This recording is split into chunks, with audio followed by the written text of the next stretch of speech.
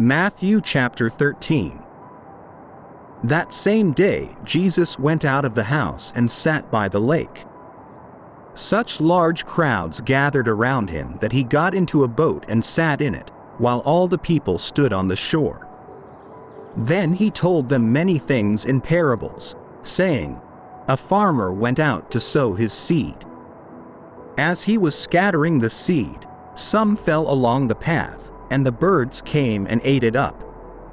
Some fell on rocky places, where it did not have much soil.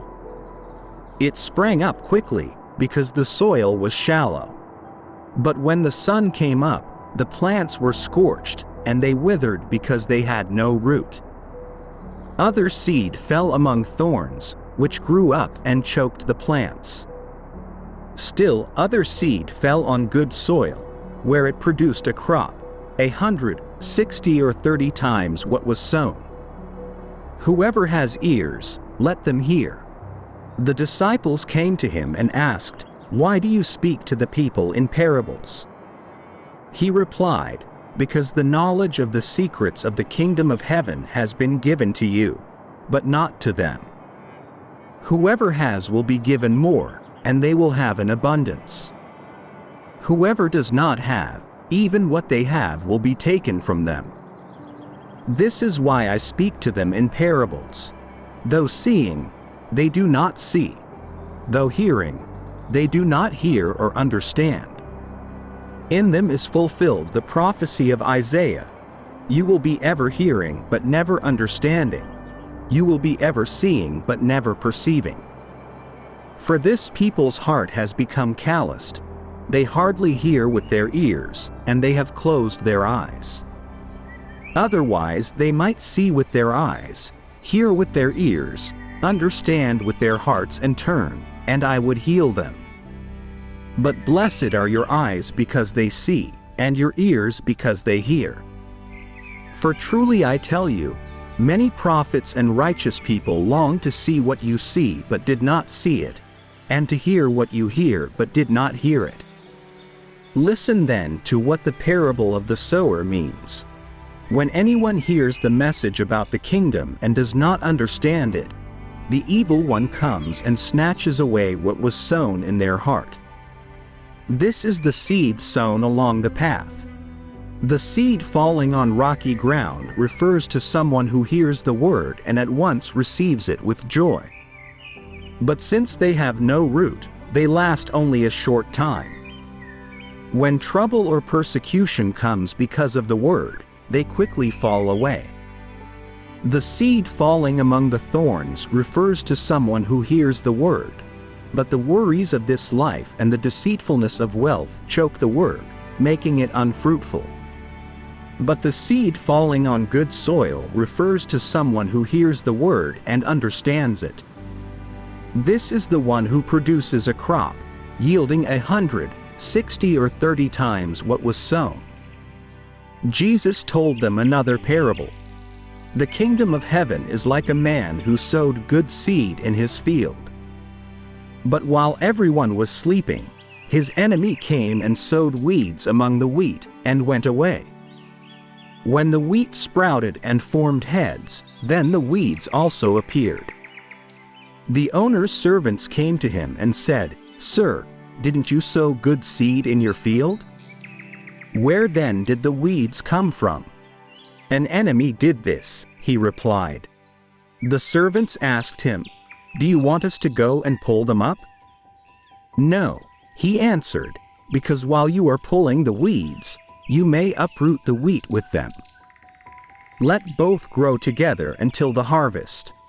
At that time I will tell the harvesters, 'First collect the weeds and tie them in bundles to be burned.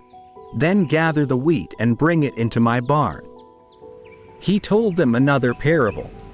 The kingdom of heaven is like a mustard seed, which a man took and planted in his field. Though it is the smallest of all seeds, yet when it grows, it is the largest of garden plants and becomes a tree, so that the birds come and perch in its branches. He told them still another parable. The kingdom of heaven is like yeast that a woman took and mixed into about 60 pounds of flour until it worked all through the dough. Jesus spoke all these things to the crowd in parables. He did not say anything to them without using a parable. So was fulfilled what was spoken through the prophet. I will open my mouth in parables, I will utter things hidden since the creation of the world. Then he left the crowd and went into the house. His disciples came to him and said, "Explain to us the parable of the weeds in the field." He answered, "The one who sowed the good seed is the Son of Man.